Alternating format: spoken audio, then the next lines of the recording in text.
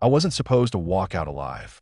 Bullets slicing through the night, glass raining over me, my homie bleeding out on the seat next to me, and the money we risked everything for spilling all over the floor. If they find out who started shooting first, this whole block turns into a war zone. And it all started with a plan that was never meant to go wrong. You're watching Tales from the Block. Hit that like button and subscribe. I got real stories from the streets for you. They call me Dre, 27 years deep in South Central. Born and raised on Crenshaw asphalt, baptized in blue. To outsiders, it looked like chaos. Graffiti walls, liquor stores, cops creeping slow. To me, it was home. Every cracked sidewalk, every tag, every corner told a story, and mine wasn't finished yet. That morning, the block smelled like diesel and danger. Me, Tone, Rico, and Lil Spook posted up by the corner store, sipping from styrofoam cups, watching the sunlight bounce off the chrome of passing cars. We were talking about the last one, the score that had set us straight. Let us leave the game for good. At least that's what we kept telling ourselves. Rico was the loud one, chains swinging, tattoos crawling up his neck like roots. Tone was the brains, quiet, precise, the kind of dude who measured twice before pulling the trigger once. Lil Spook? Just a kid, 17, heart full of something to prove. Me, I was caught between wanting out and being too deep to walk away. The van hits Rosecrans at 9:40 sharp, Tone said, tapping the map on his phone. Security detail, 2 guards. Same route every Thursday. It's a routine, Dre. Routines get people killed. Unless you break it, I said. We've been watching that armored van for weeks. Cash pickups from small businesses, same window, same street. We had a stolen black Tahoe, spray-painted plates, and a plan tighter than a knot. For minutes in and out. No masks until the last second. No bodies, no mistakes. That's what Tone kept saying, no mistakes. But the streets don't respect plans. That night, I went back to my mom's old house, now boarded up, half the windows shattered. Sat on the porch where me and Marcus used to trade sneakers and dreams. Marcus, my brother. Blood my blood. Only he wasn't Crip anymore. He walked away years ago, said he found God, started working with some re-entry program downtown. I hadn't talked to him in months, but I thought about him that night, about how he got out and why I never did. Tone pulled up in the Tahoe around midnight. Tomorrow's the day. Homie, he said through the window. Ain't no turning back. I looked at the street light flickering over us, shadows cutting through the smoke. Tomorrow, I repeated. Didn't know it'd be the last time any of us would see each other the same way. The morning came heavy, thick with that kind of silence the hood gets right before something bad goes down. The plan was simple. We block the van at the intersection. Tone takes the wheel, Rico handles the guards, I grab the bags, and Spook watches the street. For minutes. Then we disappear. We dressed in blue hoodies, gloves, low caps. Each of us loaded up, not for war, but for insurance. A Glock 17. 1 clip each. Tone made sure we all repeated the plan out loud. It felt like a ritual, a prayer almost. For minutes, he said again. Nobody plays hero. Nobody gets left behind. We rolled out at 9:15, sun high, city already breathing heat. As we turned onto Rosecrans, I saw the van up ahead, white, armored, slow. That hum of diesel sounded like a heartbeat in my ears. I remember thinking, this is it. Tone's hands were tight on the wheel. Rico cracked his knuckles. Spook kept checking his phone, nerves all over his face. You sure about this, OG? He asked me. I nodded, though I wasn't sure about anything. Stay focused, lil bro, don't flinch, don't freeze. We pulled in front of the van at the light. Tone hit the brakes hard. The van screeched behind us. Everything slowed down. The moment before a gunfight, the calm before hell opens. Rico jumped out first, mask on, yelling out the truck. Now, I followed. Glock low, watching the guard's hands. Tone kept the engine running. Spook posted across the street, keeping lookout. It should have been clean, but then I heard it. Pop, pop, pop. Shots tearing through the air. I hit the ground instinctively, glass shattering above me. The guard hadn't even reached for his weapon. It wasn't them. It came from behind.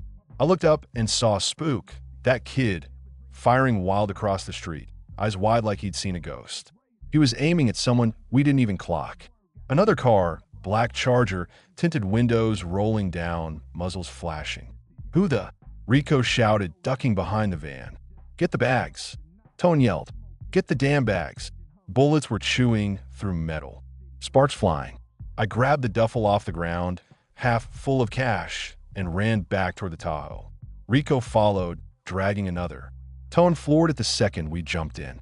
The world turned to chaos. Tires squealing, sirens already somewhere distant. I looked back and saw the Charger still on us. Whoever they weren't cops. They were chasing us. "Spook, what the hell was that?" Tone barked.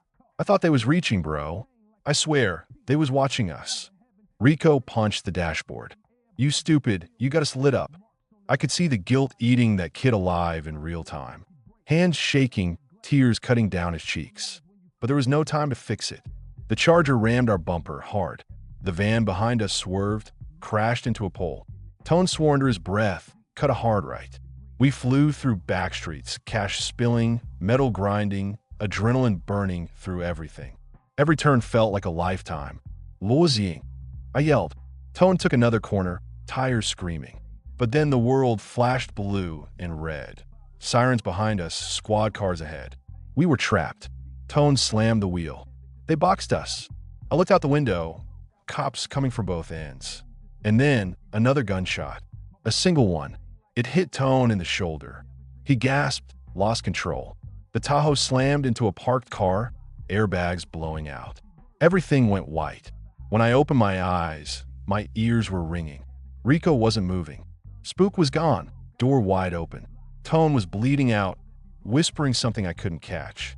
Smoke filled the car. Outside, I could hear boots shouting, chaos. Sirens, tires screeching, someone yelling, "Freeze." That's where the hook came from, that moment right there. I wasn't supposed to walk out alive, but somehow I did. I crawled through the shattered window, dragging one duffel, hearing bullets in the distance. I ducked into an alley, bleeding from my arm, cash soaked with someone's blood, heart pounding like it was trying to break free. Every step felt like a sin. The next few hours were a blur. I laid low in an abandoned lot behind a junkyard, wrapped my arm with a torn shirt, and tried to process what just happened. We had a perfect plan until somebody else showed up. But who the hell were they? Was it another set? Was it inside heat? Or did somebody tip them off? The streets have rules. You break one, you pay for it. And in our world, the only thing worse than a snitch is a liar. I kept replaying Spook's face in my head, those eyes when he started shooting. He wasn't aiming at random. He saw something, or someone. That night, I made my way to Tone's cousin's spot near Florence Avenue, a trap house with flickering lights and the smell of burnt weed in the air. D, one of Tone's people, opened the door. "Dre? Damn, fool. We heard it went bad." "Tone?" I asked. He looked down. Cops picked him up. Alive, barely. "Rico?" "Dead." "Spook?" "Vanished." I sat down on the couch, the duffel still clutched in my hands. $500,000, maybe more, but it felt like a curse. D looked nervous. "People talking, bro. Some saying Crenshaw Kings were tipped off. Some saying Spook was working both sides." My chest tightened. "Nah, that kid ain't built like that." But deep down, I wasn't sure. D nodded slow. "You better find out, 'cause if the Kings really hit y'all mid-job, this ain't over." He was right. In the streets, nothing stays buried. Every secret leaks sooner or later. And the block was already whispering my name. I couldn't sleep. Every noise outside felt like a threat. I kept seeing Rico's body, Tone bleeding out, Spook disappearing. That van, that money, all of it spinning in my head like a nightmare I couldn't wake from. By dawn, I made a decision. If someone set us up, I'd find out who. Didn't matter if it was the Kings, the cops, or one of our own. Because out here, betrayal ain't just business. It's personal. And that was the night I stopped being just another Crip on the corner. That was the night I became the ghost chasing the truth through every dark alley of this city. The city don't sleep, it just shifts. At night, it breathes in violence. By morning, it exhales regret. When I woke up on that stained couch, sunlight leaking through broken blinds, I felt both. Half my crew was dead, the other half missing, and I had $500,000 in blood-stained cash sitting under my feet. Tone was locked up. Rico was gone. Spook had vanished into thin air, and every street in South Central was whispering about the Crenshaw Kings, our rivals, like they'd been waiting for this moment. I didn't even get a chance to mourn. The block doesn't give you that luxury. When your name hits the rumor mill, you move or you get moved on. Dee handed me a burner phone. They're saying the Kings got paid to crash the job. Somebody fed him the route. Who? I asked. He shrugged. Ain't no one saying names, but they ain't stupid. They think it came from inside. Inside. That word felt heavier than the pistol in my lap. I didn't say it out loud, but one name sat loud in my head. Spook. The youngest one. The one that shot first. The one that disappeared. I tried to push it down, try to think straight. But the more I thought about it, the more it made sense. Too much sense. I called a guy I knew over on 54th. Slick. He ran a small chop shop and heard everything before it hit the news. When Slick picked up, I told him I needed a meet. He told me to come through after dark. Until then, I needed a place to stash the money. D took me to a storage unit 2 blocks off Hoover, behind a chain-link fence covered in rust and forgotten dreams. We wrapped the duffels in tarp, slid them behind some old tires. Cash don't smell like freedom. It smells like pressure. Every bill in there carried a piece of what we lost. As the metal door rattled shut, Dee said quietly, "You really think Spook flipped?" I stared at the concrete, feeling that old war inside me. Loyalty versus survival. I don't know, I said finally. But if he did, he better pray I never find him. That night, the city was alive with sirens. Word of the shootout had already hit the news. Armored truck robbery turns violent. 2 suspects dead, 1 in custody. They didn't know about the 4th man. They didn't know about me. But the streets did. And that's worse than the cops. When I pulled up to Slick's garage, the smell of oil and metal hit me like memory. He was under a car, cigarette hanging from his lip, radio playing old Nate Dogg tracks. "Well, look who crawled out of the grave," he said, sliding out. "Dre the Ghost." "Don't start," I muttered. He laughed. "You lucky you still breathing. Heard your boy Tone got bagged." "Yeah." Slick wiped his hands, leaned against the hood. "Enrico." I didn't answer. "Damn," he said. "You always did run with the wrong crowd, homie. What you need? Info. About the Kings. And if anyone's been talking to him." Slick's eyes narrowed. "You thinking Spook? Just tell me what you heard." He flicked ash onto the floor. "Word is somebody from your side's been feeding info to the Kings for weeks. Small drops, nothing major. Routes, stashes, little stuff. But then last week, big one came through. Armored van schedule." My stomach dropped. "You sure?" He nodded. "Kings set up on purpose. They wasn't just rolling by. They was waiting." I ran my hand over my face, feeling anger build like static. If Spook really gave them that, he didn't just get us hit. He killed us. "You got an address on him?" I asked. "Last I heard, he was staying with some chick near Vernon. Apartment 304, left side. But if he's dirty, he's probably already gone. I'll take my chances." Slick handed me a fresh clip. "Watch your back, Dre. Streets smell blood." By the time I hit Vernon, the city was half asleep, half awake, a weird twilight where every shadow felt alive. The building was old, peeling paint, broken lights buzzing overhead. I crept up the stairs, heart pounding steady, hand on the grip. Apartment 304 was quiet. Too quiet. I knocked once. No answer. I knocked again, harder. The door creaked open just an inch. The smell hit me first. Stale smoke, cheap liquor, and something else, fear. I pushed inside. The place was a mess.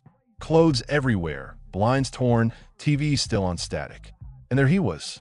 Spook, sitting on the edge of the bed, head in his hands, gun next to him. Eyes red like he hadn't slept in days. When he saw me, he froze. "Dre, where you been, kid?" I asked. He swallowed hard. I didn't know what to do. Bro cops everywhere. Kings all over the block. I had to dip. "Yeah? Or you had to hide?" "What you mean?" I took a step closer. "Don't play dumb with me, Spook. You started shooting before it popped off. You saw something. You knew something." He stood up, shaking. "Nah, it wasn't like that, man. I swear." "Then what was it?" I snapped. "You look me in the eye and tell me why you fired before the van even opened." He hesitated. Then he said, barely above a whisper, "'Cause I saw him." "Who?" "Marcus." My whole body went cold. What? Your brother, Dre. He was there, across the street by the Charger.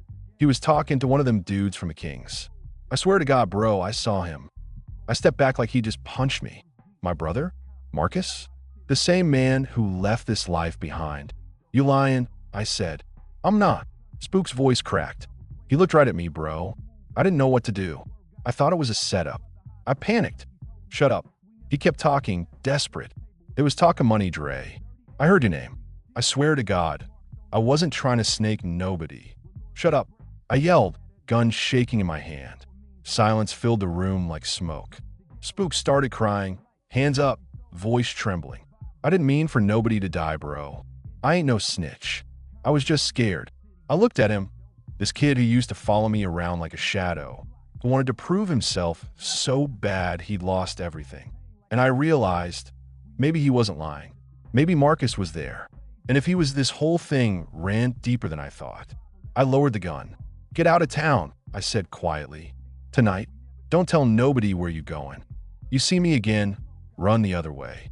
He nodded fast, grabbed his bag, and bolted. I didn't stop him, but I knew I'd probably never see him again. Back on the street, my head was spinning. Marcus, my own blood. At the scene of the heist? It didn't make sense. Unless he wasn't who I thought he was anymore. I went home, the old house, just to think. The porch creaked under my boots, same as it always had. I sat there in the dark, gun on my lap, mind replaying every memory I had of him. How he used to tell me there's no such thing as a clean hustle. How he said walking away was the hardest thing he ever did. And how he stopped answering my calls months before we planned the job. Then my phone buzzed. Unknown number. I answered. A familiar voice came through, calm but heavy. Dre. Marcus. Where you been, man? I asked, voice low. Trying to stay alive, he said. You need to stop looking for me. What the hell were you doing at Rosecrans, huh? You talking to the Kings now. You don't understand. Make me. He sighed. I was working with the task force. Undercover. The King's been running money through those pickups, laundering it through shell stores. I was trying to stop them before y'all got in the middle. I felt the world tilt. You what? I didn't know it was your crew, Dre. Not until I saw your face that morning. That's why I tried to pull the plug. I told my contact to change the schedule, but it was too late. My throat went dry. You set us up. No, I was trying to save you, man. I laughed bitterly. Save me? Rico's dead. Tone's locked.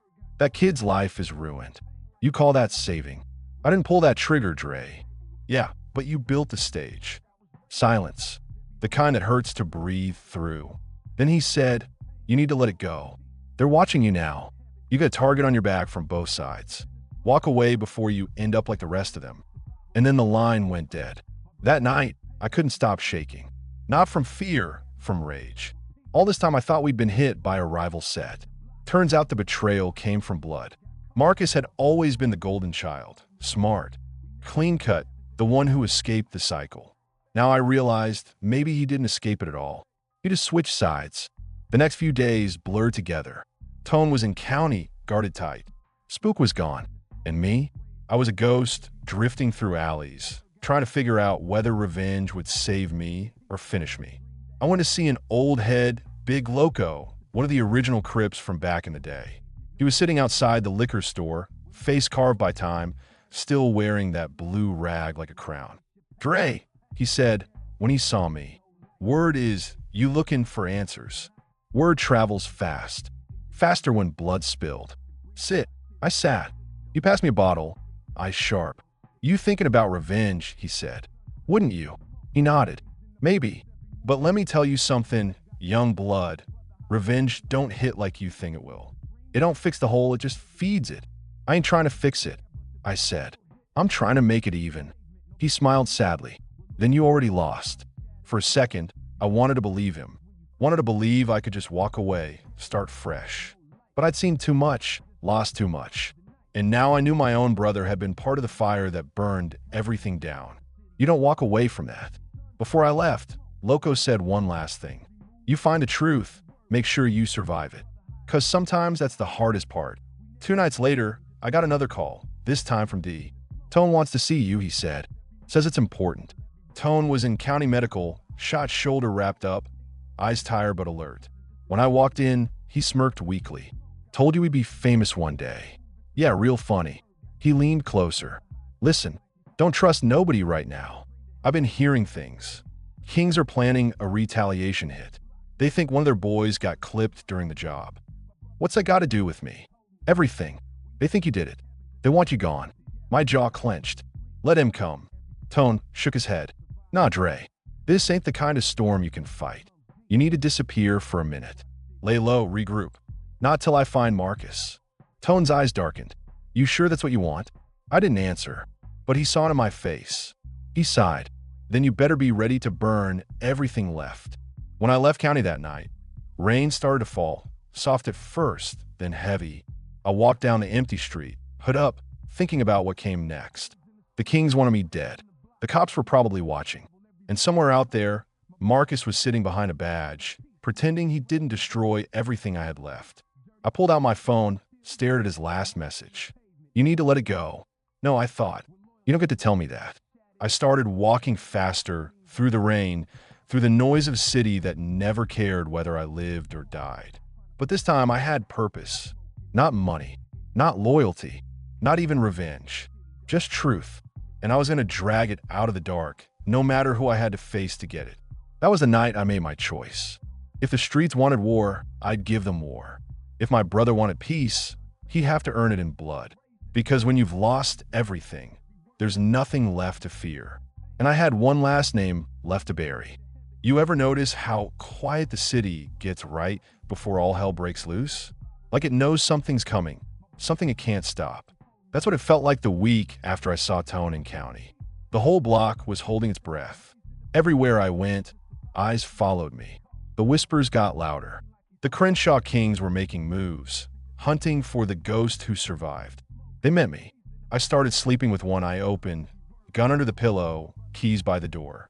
Couldn't trust nobody, not even my own reflection. The streets were closing in, and I still didn't know who I hated more, the Kings or Marcus. It's funny, when you've lived this life long enough, you start to know when death's nearby. It's like a taste in the air, metal and smoke. And that night, I could taste it. I was at D's spot, flipping through a burner phone, watching security cam footage Tone's cousin had pulled off a gas station near the Heist. Blurry, low quality, but enough. The Charger that chased us down, it had no plates, tinted deep, but for half a second, when the window rolled down, I caught a shape. A man leaning out. And behind him, someone in a hoodie, blue light flashing on his wrist. A badge. That was the confirmation. Marcus wasn't lying. He was there. But that didn't make it better. It made it worse. Because it meant this whole thing was bigger than just the Kings or us. It was a setup, a collision between the streets and the system, and we were caught dead center. Dee looked at me. So what's the move? I didn't answer right away. The rain outside hit the windows hard, like the city was washing away the sins we kept piling up. I finally said, we find the King's stash house, the one they've been moving money through. That's where it started. That's where it ends. He frowned. You really want to go head on with them now? I ain't got a choice, D. They already coming. 2 nights later, we rolled out. No crew, just me, D, and the ghost of everyone I'd lost. The city was slick with rain, lights reflecting off puddles like blood turned to glass.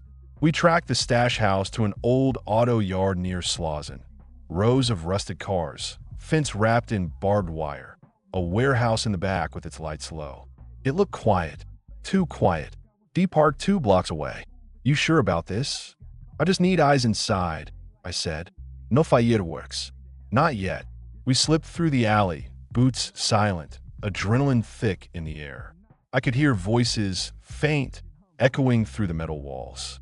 Men laughing, music low. And then I heard something else. A name. Mine. Dre still breathing? That ain't gone last, someone said, laughing. Word is, the cop's brother gonna bring him in himself. Make it clean. My stomach turned to stone. So Marcus wasn't done. He was playing both sides, pretending to be the law while letting the Kings do his dirty work.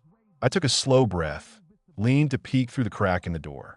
For guys inside, blue lights hanging, tables covered with duffel bags and weapons. Stacks of bills counted out in rhythm. I recognized one of them. Big Snap, one of the King's shot callers. D whispered, We outnumbered, bro. Let's bounce. But before I could answer, the sound of tires screeched outside the lot. Headlights washed over the warehouse wall. Engines, multiple. Dee's face went pale. They found us. I don't remember who fired first. Just a noise, a thunderstorm made of metal and rage. Bullets snapped past the walls, glass shattered, and we hit the ground. The air filled with smoke and adrenaline. It wasn't a gunfight anymore. It was chaos. We ducked behind an engine block as sparks rained down. I could hear Dee shouting, "We gotta move." I glanced toward the back exit, half open. We sprinted through, low and fast, boots splashing through puddles. Voices behind us, footsteps pounding closer. We cut through a row of junk cars, slid behind a busted Chevy. Dee reloaded, breathing heavy. "Whole damn crew's on us." "They won't catch us," I said, though I wasn't sure if I believed it. A flash of light hit the metal beside me, loud enough to shake my bones. We ducked again. Sirens wailed in the distance. The cops were coming now, drawn by the noise, the chaos. I peeked out, saw 2 cars blocking the gate, men ducking behind them. They weren't kings. They moved too clean, too tactical. That's when I saw him. Marcus, standing behind the flashing blue lights, shouting orders. For a moment, everything went still. My own brother hunted me down like an animal. Dee whispered, "Yo, that's him, right?" "The Fed." "Yeah," I said, voice cracking. "He working with them?" "Looks like it." The sirens grew louder. Marcus signaled forward, hand raised, and I knew what that meant. They were moving in. "Go," I told Dee. "Take the side gate. Don't wait for me." He stared at me. "Hell no, Dre. We started this together. Then finish it smart. I'll catch up." He hesitated, then nodded, slipped off into the dark.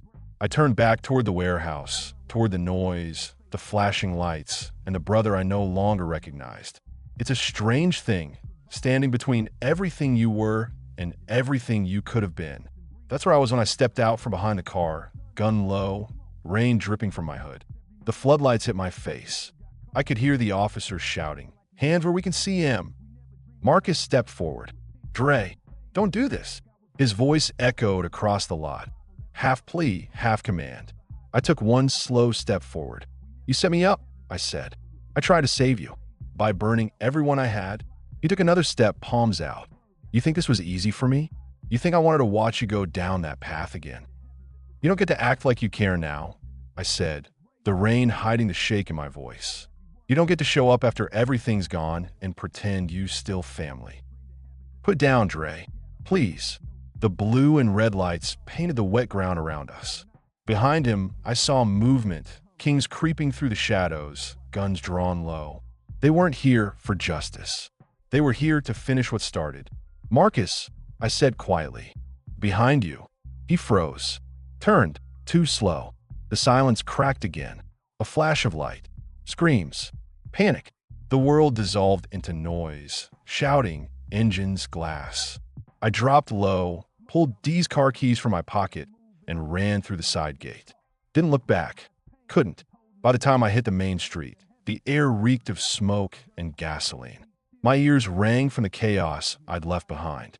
I didn't know if Marcus was still alive. Didn't know if I wanted him to be. Dee's car was still where we left it. I jumped in, hands shaking on the wheel, rain blurring everything. When I turned the key, the engine sputtered, then roared. I drove. Nowhere in particular. Just away. The city lights passed like ghosts. All those corners we used to claim, all those murals of people who never made it out. For a second, I saw my own reflection in the glass, and I didn't recognize him. The phone buzzed. Unknown number again. I almost didn't answer. But something in me, maybe guilt, maybe fate, made me swipe. It was Marcus. His voice weak. "Dre, it's done." "What?" I told him to stand down. The kings scattered. "It's over." "Over." I laughed bitterly. "You think any of this ends clean?" He coughed, pain in every sound. "You don't have to keep running. I cleared your name with the task force. They think you're dead." I went silent. The rain hammered the roof. Somewhere in the distance, thunder rolled. "What?" I finally said. "Because I still owe you," he said softly. "For every time you took a hit meant for me. For everything I became off your back." I gripped the wheel tighter. "You can't fix this, Marcus." "I know," he said, "but maybe you can still get out. Take what's left and disappear." The line went quiet. Then goodbye, Dre. For hours, I just drove. Past the strip malls, the gas stations, the boarded-up homes. Through streets that raised me and tried to bury me all the same. Every face I'd lost flashed through my mind. Tone, Rico, Spook. All gone because of one choice, one dream that was never meant to save us. When the sun finally started to rise, I pulled over by the ocean. First time I'd seen it in years. The waves looked calm, endless, like they didn't care who lived or died in the city behind me. I sat on the hood, smoking the last cigarette in the pack, watching the horizon. Maybe Marcus was right. Maybe I could disappear. But every time I closed my eyes, I saw that van. The smoke, the fire, the blood we spilled to chase money that never belonged to us. You don't just walk away from that. It follows you, like a shadow. A few days later, I got word through the grapevine. Tone made it out. He was getting transferred to a safer wing. Somebody upstairs owed Marcus a favor. Rico's funeral drew half the neighborhood. And Spook, nobody ever saw him again. Some said he made it out the city. Others said he didn't. But part of me hopes he did, that somebody from our world actually found a way to breathe again. As for me, I stayed low, changed phones, burned IDs. I kept one bag of cash, not for greed, but survival. Every other dollar I dropped where it belonged. Families of the ones who didn't make it. Quiet gifts from a ghost. Weeks passed. The city moved on like it always does. New wars, new faces, new names on the walls. But sometimes, late at night, I'd catch my reflection in a store window and see him, the old me, blue rag, pistol on the hip, chasing something that was never real. That's when I'd remember what Marcus said. You don't have to keep running. Maybe he was right. Maybe the only way to win is to stop playing. But then I hear the streets calling, faint, distant, like an echo of who I used to be. I know deep down it's never that easy. You can take the man out the block, but the block don't ever let go. One night, months later, I got another message. No name, no number. Just an address. And one word. Kulme. I should have ignored it. But ghosts like me don't get peace, only unfinished business. So I went. The address led me back to Crenshaw, to the same corner where it all started. The night was quiet, neon buzzing from the liquor store sign. I parked, stepped out, looked around, and then I saw him.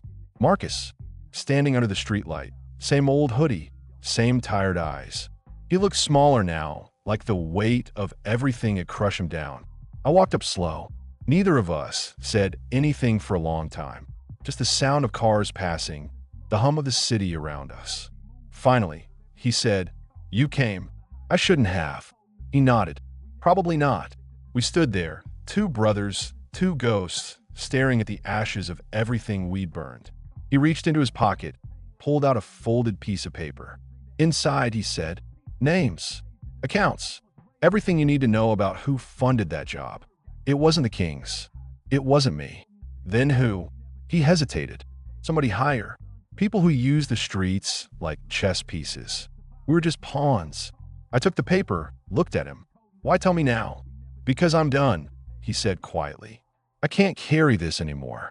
He turned to walk away, but I stopped him. Marcus. He looked back. For what it's worth, I said, voice rough, I never stopped looking out for you. He gave a sad smile. I know. Then he walked off in the night, swallowed by the same darkness that raised us both. I opened the paper under the streetlight. A list of names, routes, accounts, the real machine behind the blood money. Politicians, businessmen, cops. People who never touched the dirt but built empires off it. I folded it again, pocketed it, and for the first time in my life, I didn't feel anger. I felt clarity. This wasn't about revenge anymore. It was about truth. And if the block had taught me anything, it's that truth always comes with a price. As I walked away from that corner, I heard sirens in the distance, faint, fading. The city was still breathing, still hungry. But so was I. And maybe, just maybe, I still had one story left to tell. They say once you've seen the truth, you can't unsee it. The paper Marcus gave me, it burned a hole in my pocket for days. Names of men I'd never met, yet they'd been running our streets like gods, buying loyalty, feeding wars, cashing in on every drop of blood. While we thought we were hustling for respect, they were turning our pain into profit. And I couldn't let that stand. Not anymore. The morning after that meet, I packed a duffel, burner, cash, the paper folded tight. D was waiting in the car, engine running, hoodie pulled low. He looked at me like he already knew what I was about to say. "You sure this the road you want to take?" he asked. I nodded. "Ain't no other road left." He sighed. "Then we ride." We started digging, one name at a time. A city contractor with fake accounts tied to police seizures. A lawyer laundering cash through property flips. A deputy who signed every warrant against our set. And above them, the man who connected it all, Councilman Hale. He wasn't just politics, he was the ghost in every deal. Used to run numbers back in the 90s before he got clean and traded his blue rag for a suit. Now he sat in City Hall talking about community reform while bleeding the hood dry. And the heist? It was his money in that truck. His plan to move unmarked bills from seized assets. A quiet transfer before election season. Except someone leaked the route to the streets. Someone like Marcus. Or maybe Hale himself.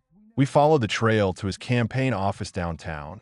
All glass, marble, and fake smiles. Too clean for people like us. I told Dee to wait outside. "I'm just gonna talk." He smirked. "Yeah, right. Just talk." The receptionist looked nervous when I walked in. Hoodie up, rain dripping from my sleeves. "I got business with Mr. Hale," I said. She started to protest, but one look in my eyes shut her down. I pushed past, found the elevator, and rode it up. When the doors opened, I saw him. Councilman Hale, standing by the window, skyline glowing behind him. Perfect picture of success. He turned when he heard the elevator ding. For a second, he didn't recognize me. Then his eyes narrowed. "Well," he said calmly, "I was wondering when one of you would crawl out of the mess." I stepped forward. "You set us up." He smiled. "I gave you an opportunity. You took it. Don't blame me because you weren't smart enough to finish the job. You knew people were going to die." He shrugged. "Collateral damage. Street rats killing street rats. The city calls that population control." The words hit like a slap. Years of anger, betrayal, loss, all crashing at once. But I kept my voice low. "You built this whole thing on our blood." He poured himself a drink, unfazed. "You think the world runs on mercy?" "No, son. It runs on money. You wanted a piece, didn't you? Don't act righteous now." I took another step. "Where's the rest of it?" "The money." He chuckled. "Gone. Moved, cleaned, invested. You could kill me right here, and it wouldn't matter." I didn't reach for my weapon. Didn't have to. The fear in his eyes said he already saw what was coming.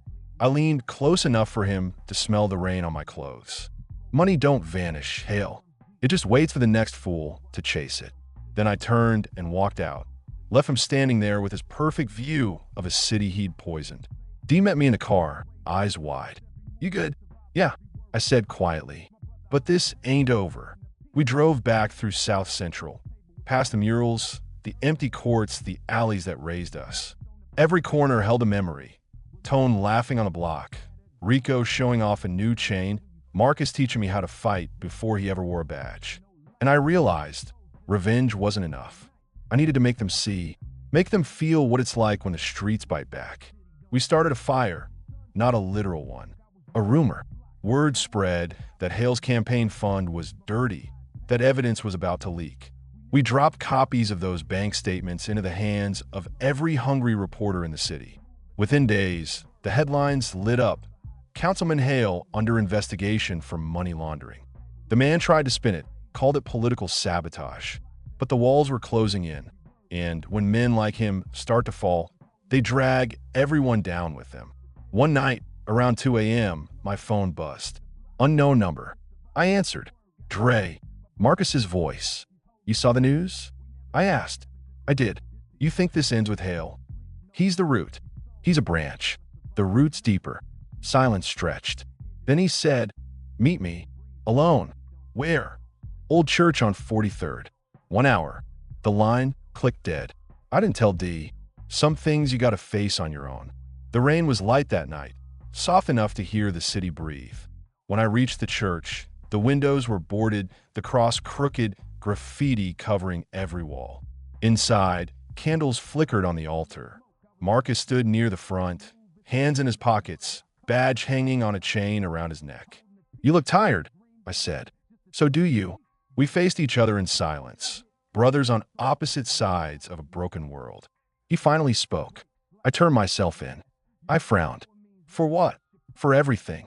The leak, the setup, the money trail. I gave them Hale's contacts, the files, all of it. Why? Because I was never going to outrun it. Neither were you. He stepped closer. "They're coming, Dre. For both of us. Hale's people, the feds, doesn't matter. Once you pull a thread like this, the whole thing unravels. So what you want me to do?" "Hi." "No," he said softly. "Finish it. Take that list, get it out. Let the city see what it really is." I shook my head. "You're talking suicide." He smiled sadly. I already made my peace. Before I could answer, headlights flashed through the broken windows. Engines, doors slamming, shadows moving outside. Marcus looked toward the noise. "They found us." "Ooh, doesn't matter." We ducked behind the pews as the first rounds tore through the door. Wood splintered, candles went flying, smoke filled the air. I could hear Marcus shouting, ordering me to move. The church turned into a storm. Flashes of light, echoes bouncing off the walls. I kept low, crawled toward the back exit. Marcus covered me, yelling for me to run. I hesitated, saw him framed in the candlelight, gun drawn, silhouette against the chaos. For a heartbeat, he looked like the brother I grew up with, fearless, stubborn, unbreakable. Then everything went white. When I came to, I was outside in the rain. The church was burning from the inside out, smoke curling into the night sky. Sirens wailed somewhere far off. Marcus was nowhere in sight. I staggered to my feet, blood in my mouth, vision spinning. A single thought cut through the noise. Finish it. For the next 2 days, I stayed off-grid. Moved from motel to motel, using old contacts, watching the city explode with news. Marcus was declared missing. Hale denied everything, and a new name appeared on the paper. The one Marcus had circled before the fire. Detective Farrow, the same man who'd handled every gang case in South Central for the past decade. He wasn't just cleaning up the streets, he was selling them off piece by piece. So I found him. He lived outside the city, in one of those cookie-cutter suburbs where nothing bad's supposed to happen. I watched his house from the hill, perfect lawn, family photos through the window. He had a good life, built on the bones of ours. I waited until midnight. Then I walked down. Didn't knock. Didn't sneak. Just opened the gate and stepped through the rain. He came to the door in a robe, eyes narrowing the moment he saw me. "You got a lot of nerve showing up here," he said. I didn't say a word. Just handed him the paper. The list Marcus gave me, his name at the top. He stared at it, jaw tightening. "You don't know what you're messing with." "I know enough." He chuckled darkly. "You think you can clean the city with truth? You think anyone cares?" "I don't care if they care," I said. "I just want them to see." He looked at me, really looked, and for a moment I saw fear flicker in his eyes. Then he stepped aside. "Get off my property before I make a call you won't come back from." I turned, walked away, heart pounding, every nerve on fire. Didn't need to look back. I'd already planted what I came to plant. The flash drive Marcus gave me, tucked under his porch light, sealed in plastic. Inside it, every file, every transfer, every piece of rot he helped build. By morning, it would hit the net. By noon, it would hit the news. The city erupted. Headlines screamed corruption. Hale resigned. Farrow vanished. And somewhere in that storm, I found peace, not the kind that comes with forgiveness, but the kind that comes when you finally stop lying to yourself. Dee found me a week later, sitting by the ocean again. He dropped beside me, shaking his head. "You really did it, huh?" "Guess so." He laughed softly. "You know they're gonna come for you eventually." "I know." He nodded, silent for a long moment. "Then what now?" I watched the horizon, the endless gray line between water and sky. Now, I tell the story, because the block doesn't forget. It keeps every secret, every sin, every name carved into the concrete. And if I disappear tomorrow, I want people to know the truth. Not the version the news feeds them, the real one. The one where kids with blue rags and dreams too big got used by men in suits who never touched the dirt. Maybe that's all I can give back, the truth. That night, I started recording. Just me, the camera, and the city lights behind the window. Voice rough, heart steady. My name's Dre, and this is what really happened. I spoke for hours about loyalty, betrayal, and how greed turned brothers into enemies. About Marcus, who tried to make it right. About the kings, the Crips, the cops, the suits. About how the streets ain't evil. They're just mirrors reflecting the people running them. When I finished, I uploaded the video. No title, no tags, just truth. The next morning, it was everywhere. Tales from Block. The confession that broke the system. Reporters called it a hoax. Politicians called it fiction. But the people, they knew. They felt every word. And for the first time in a long time, I felt free. A week later, Dee handed me an envelope. No return address. Inside, a photo. Marcus, alive, somewhere in Mexico, standing by the water. On the back, one line in his handwriting. You did good, little bro.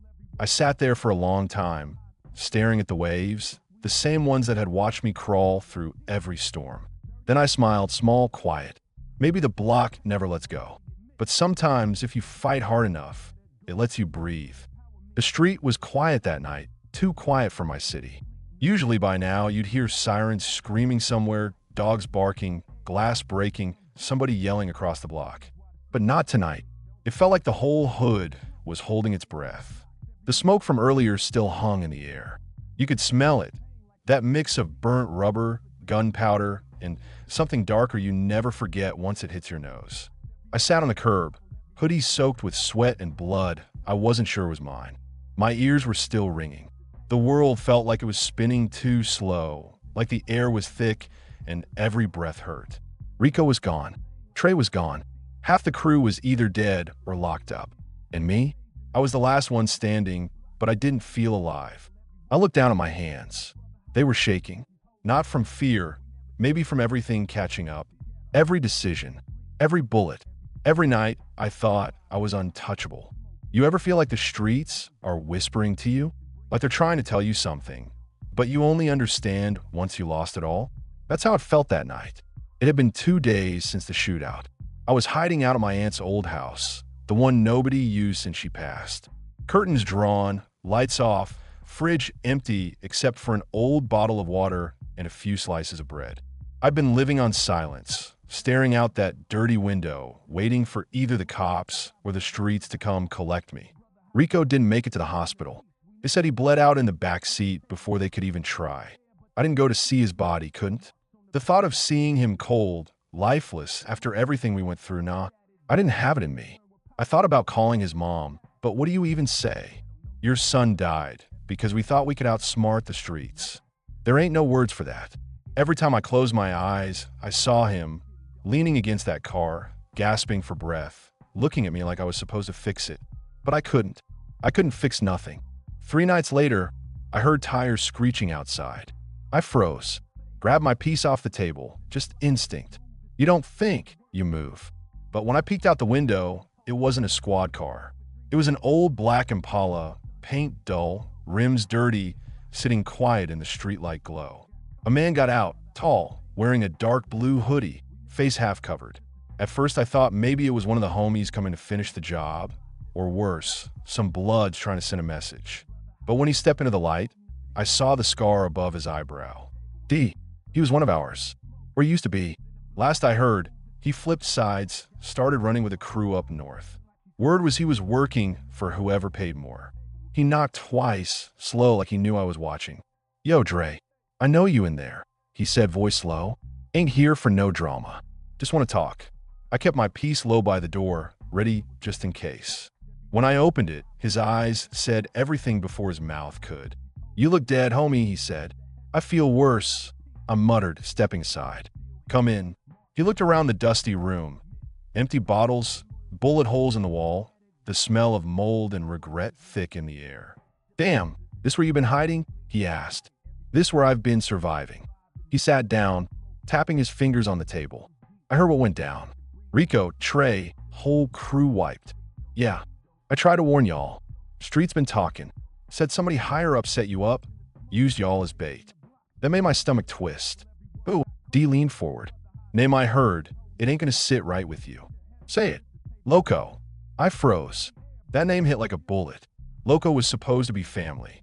The OG who put me on when I was just a kid trying to survive. The one who taught me how to move, how to think, how to stay loyal. He was the reason I ever joined the set in the first place. You lying? I said quietly. D shook his head. I wish I was. Word is, he made a deal with the same people who run them armored trucks. He set up your job to fail. He needed a distraction while they moved something bigger uptown. I laughed. Not because it was funny, but because it made too much sense. The way the timing went bad. The way everything fell apart so fast. We thought it was a leak in a crew, but it was the man who started it all. Loco. My chest burned. All that loyalty, all them years, all the blood I spilled for the set, for him, and he played us like pawns. I didn't sleep that night. Didn't eat. Didn't think about nothing else but that name. By morning, I knew what I had to do. I cleaned my gun, threw on a black hoodie, and started walking. No car, too easy to track. Just me, my rage, and the streets that raised me. Every corner I passed had a memory. That wall where we tagged our names after our first hit. That alley where Rico got jumped and I pulled him out bleeding. That corner store where Loco first told me, "You're family now." Family. Funny word. In the streets, it means everything until it don't. When I got a Loco spot, the sun was going down. It was one of those golden hour moments where the whole world looks calm, but you can feel something boiling underneath. There were two guys at the gate, young Crips, probably new recruits. They didn't know me. "What's good?" one said, stepping forward. "Who you here for?" "Loco. He ain't seeing nobody. He'll see me." He smirked. "You got a name, OG?" "Yeah," I said, pulling my head down. "Dre." The smirk vanished. Recognition hit. He stepped back, nervous now.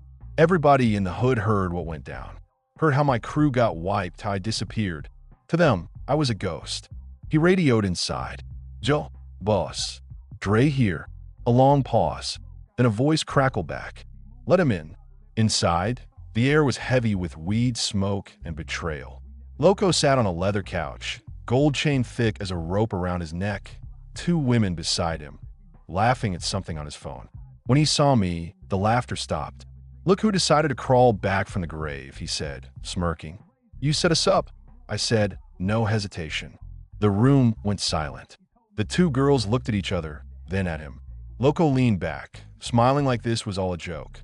"You believe everything you hear now." "I believe what I saw," I said. "We got hit from inside. Somebody knew every detail. And only one person had that info." He sighed. "You always were the emotional one. Don't play me, Loco." He stood up, adjusting his chain. "You think I owe you something? You think 'cause I put you on, I'm supposed to die for your mistakes?"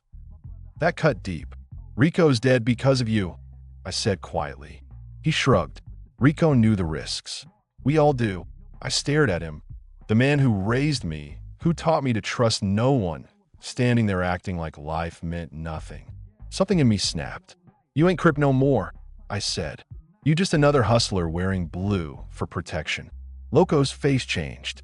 That fake smile disappeared. He nodded slowly, stepping closer until we were eye to eye. "You think you can judge me, lil' man? You think you better," he whispered. "You wouldn't survive one day without what I taught you."